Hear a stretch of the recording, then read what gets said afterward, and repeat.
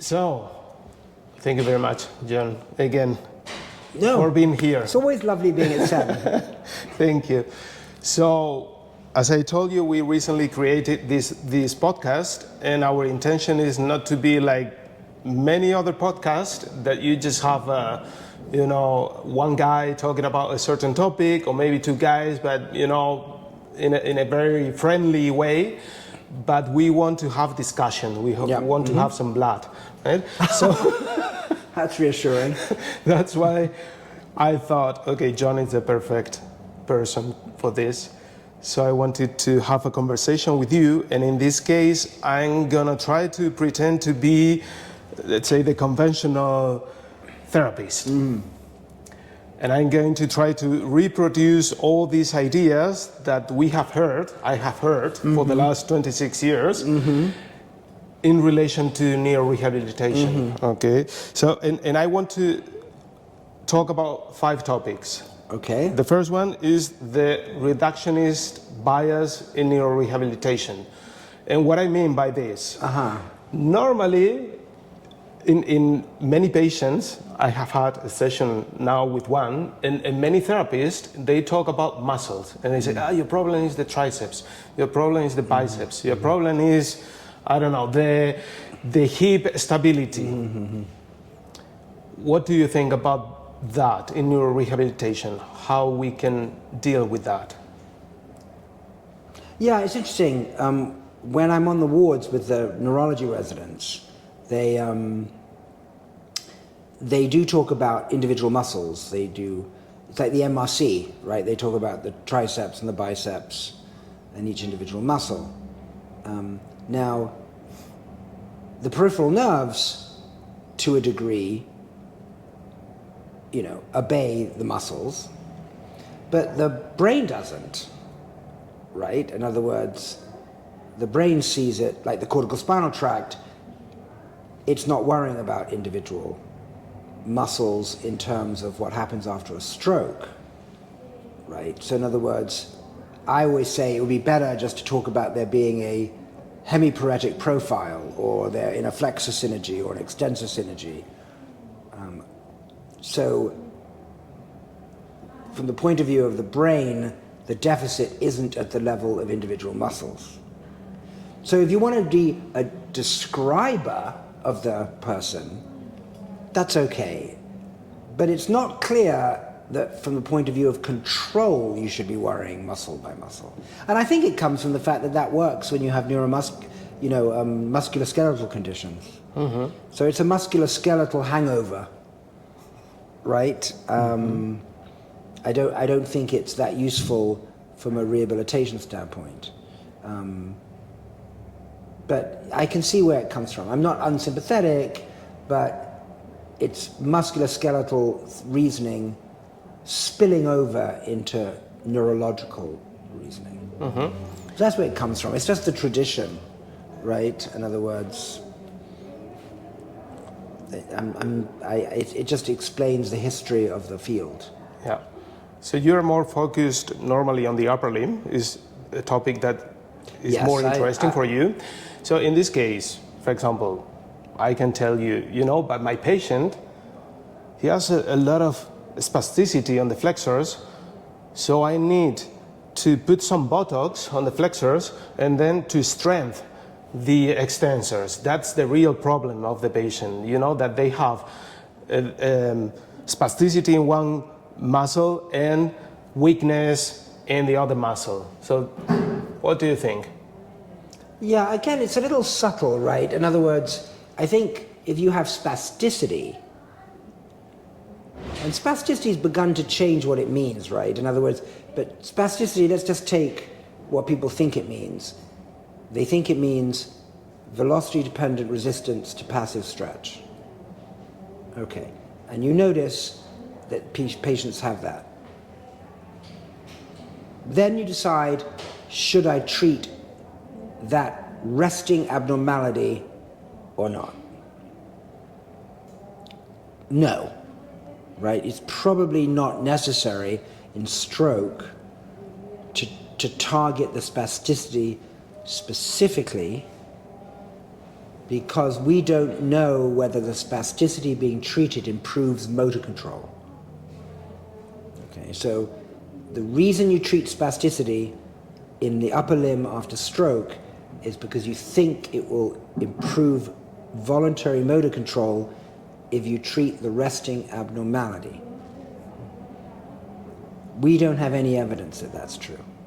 Some people argue that that might be true in the fingers, you know, but even there, it's unclear that hyperreflexia is the main contributor to the problems. For example, when you can't open your hand, is that because of a hyperreflexia? Is that because of intrusion of a flexor synergy? Or is it because you just have weakness in the extensors?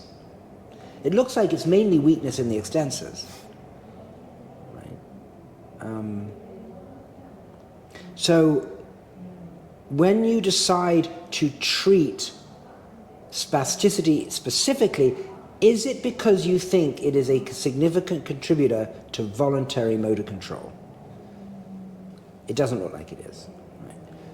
Now, if you have somebody who has other asymmetries, not related to spasticity, and you say, I'm going to use Botox as a device to weaken one muscle over another, because I think, independent of spasticity, that is going to sculpt their motor control problem.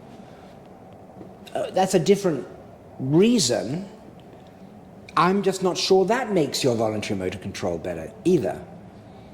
Right? I mean, you can use Botox outside of the context of spasticity. But I'm not sure that we have any really good evidence that that works either. Right? So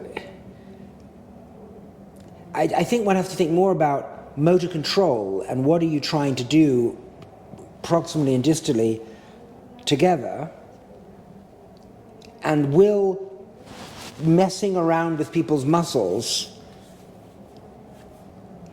uncoupled from motor control help? I'm just not familiar with any studies that have shown that you improve motor control that way. I don't know if you feel that way. But that's what therapies we do, right? So we do stretching, we do Botox. Well, the physicians, and they do Botox, and they do cryoneurolysis now, and they do all these interventions that are focused on the muscles, on the nerves, on the peripheral nerves. So it's I mean, I'm sympathetic to trying to deal with contractures and fibrosis, like Preeti Raghavan has done with hyaluronidase. So I guess my answer is, what exactly are you trying to do? In other words, what is your goal? Is it to feel better as a therapist or a physiatrist, that the abnormality seems less intense at rest? Right? Because remember, spasticity is a disorder at rest. It's not you don't define it during voluntary movement. Now, the definition of spasticity is increased to include, what we just saw in a patient today, continuous flexor tone. Right? You're at rest, but you have continuous EMG activity, flexor dystonia. Right? So that's a little bit different, right, to hyperreflexia. In other words, an increased stretch reflex. So you could have a patient who has hyperreflexia, they're very jerky, and you can have patients who have this interesting component, which is at rest flexor dystonia. Now, again, we don't know if that flexor dystonia component to the more broader definition of spasticity is the main contributor to the lack of voluntary control. I mean, they could be true, and unrelated. And I think, I ask you, do therapists feel that they can conclude that these resting abnormalities are making a contribution to voluntary movement abnormalities? It feels intuitively like they should, because after all, the resting flexor tone looks a little bit like a flexor synergy. And a flexor synergy is defined during movement. So what is the difference between resting flexor tone and the flexor synergy? Are they, and you know, and we've written a paper where we think there may be some relationship, but it's complicated. So I would just say, I don't want to be, you know, overly critical. I would just like to know what empirical evidence, what is there, or what in your own experience has made you feel really confident that the resting abnormalities treated lead to better voluntary control. If they, as a therapist, say, I know that their voluntary control gets better when I treat their resting abnormalities, okay. Do you see what I mean? I would have to respect their experience. I suspect, though, that what they see is a better resting exam. Right? That, oh look, we've treated the resting abnormality. Yeah, okay. But so what? Now, in other conditions like multiple sclerosis and spinal cord injury, the spasticity is not the same. There's more pain, there's more lower body involvement, and there, perhaps you could argue that you should treat the resting abnormality, because it's causing the patient discomfort. But I know I'm sounding like a broken record, but for the upper limb, the claim is that you will improve voluntary motor control. And I just think the evidence is not that great for that. You know, but I don't treat patients every day with Botox, so maybe there's a subset of patients where the resting abnormality goes away and their voluntary control gets better. But I'm not super convinced by it. Yeah. So do you think that the problem is what you said, that almost everything comes from this musculoskeletal, orthopedic rehabilitation, so we are still much more focused on the muscles and nerves, etc., instead of being focused on the central nervous system, because also neurologists, they haven't been interested in rehabilitation. Yeah, that's true. And I also think it's because patients with stroke have a lot of resting abnormalities, abnormal postures, abnormal tone, muscles undergo atrophy. There are all sorts of peripheral consequences to stroke, which I would argue neurologists pay too little attention to. Right? I think the real question is, what is the neural contribution to the peripheral problem? Is it a contracture? Is it fibrosis, tendon shortening and all that? Do you do the right test to prove that it's a neural abnormality at rest? And then once you convince yourself there's a neural abnormality, a neural cause for the resting abnormality, do you need to treat that neural cause? I would say that you're more likely to benefit from treating the non-neural causes of abnormality, like tendon shortening and muscle atrophy and fibrosis. You probably do a better job treating those to get ready for rehabilitation than treating the neural basis for the resting abnormality, paradoxically, right? And to finish with this topic of reductionist bias, I would call it more a musculoskeletal bias. Yeah. But I know why you did it, because you're referring to our paper, right?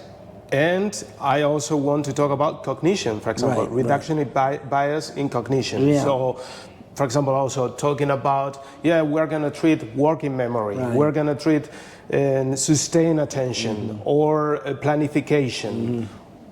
Is that also something that you believe it's going to make any impact in the patient's recovery?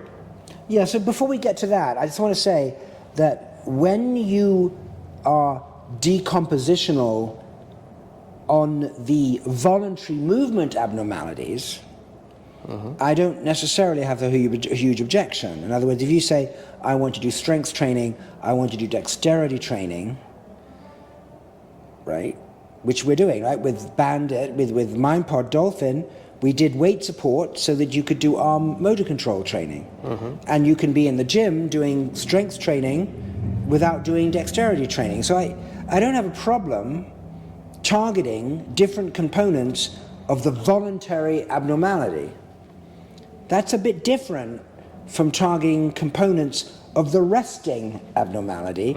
And then, so that's one thing. And then there's the way that you talk about it, and the way you talk about it tends to be a bit musculoskeletal, when that's not really how the nervous system divides things up when it comes to these abnormalities that you see. Okay, so I don't have a problem targeting components when they're in the voluntary phase, motor-wise.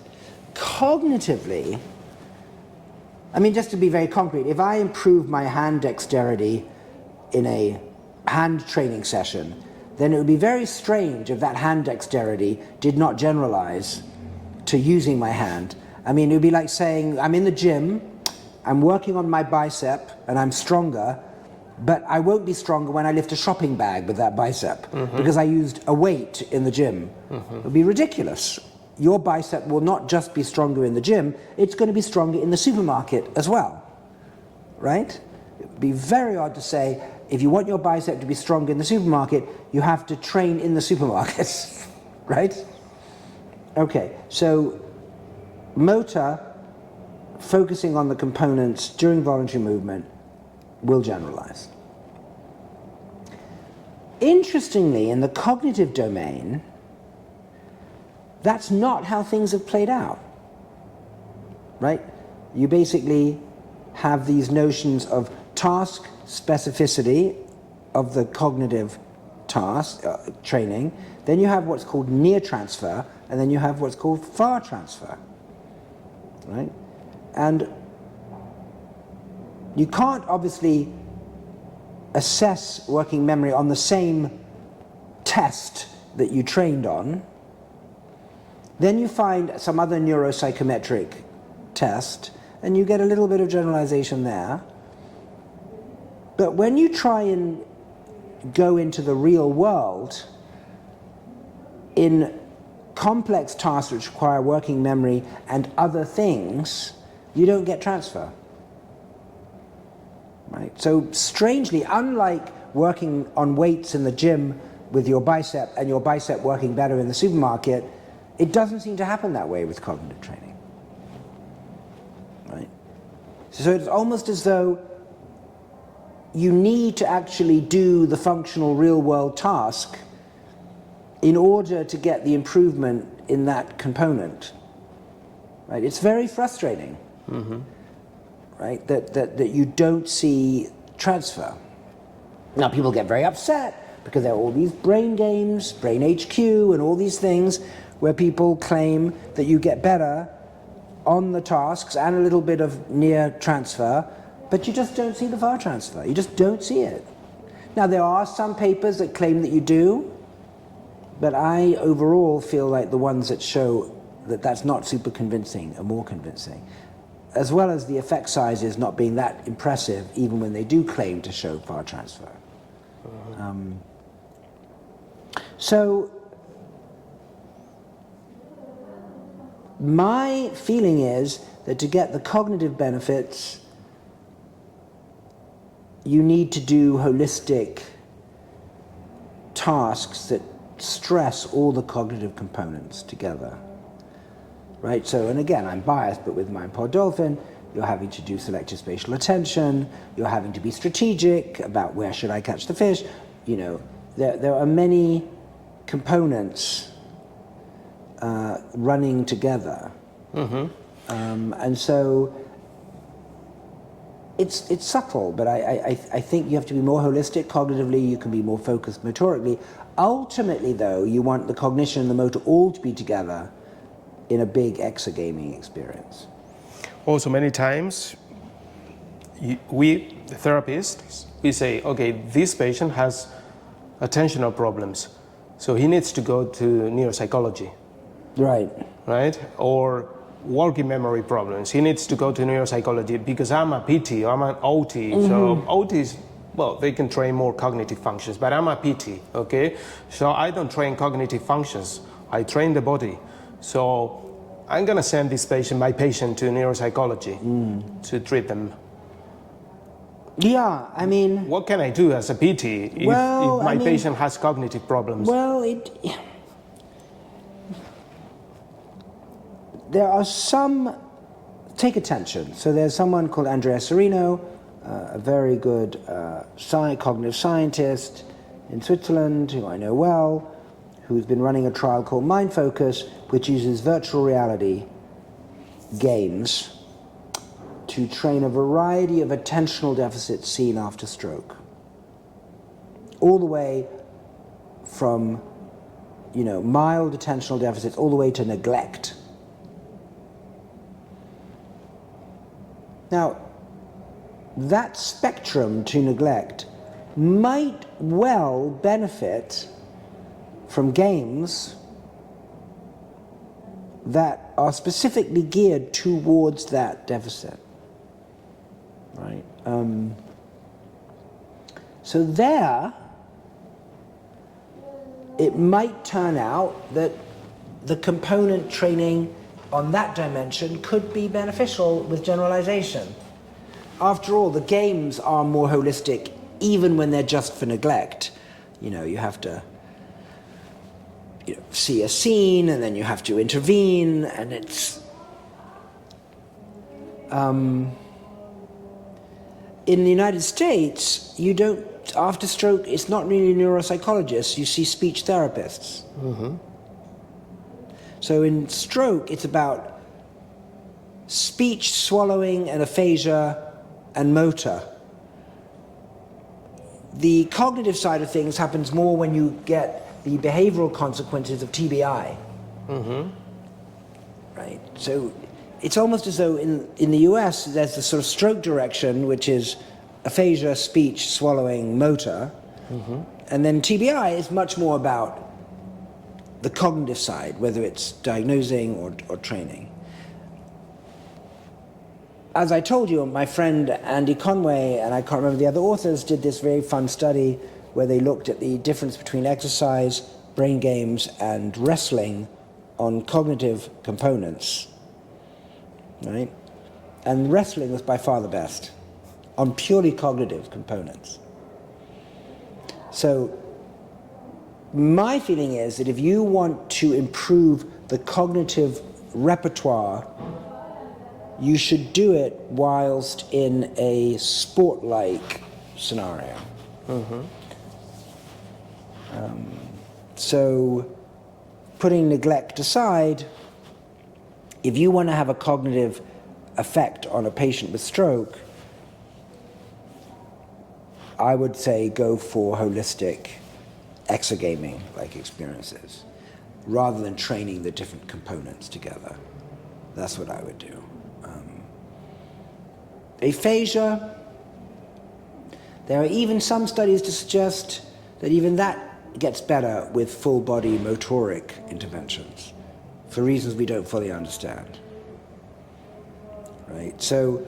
Or training the arm also improves the... So, right, in other words, we know that, I mean, as I said, the best cognitive result was wrestling, not brain games. Right, so bottom line is, if you're worried about cognitive deficits, attention deficits, executive function, psychomotor processing in stroke, do an exergame. Right. Good.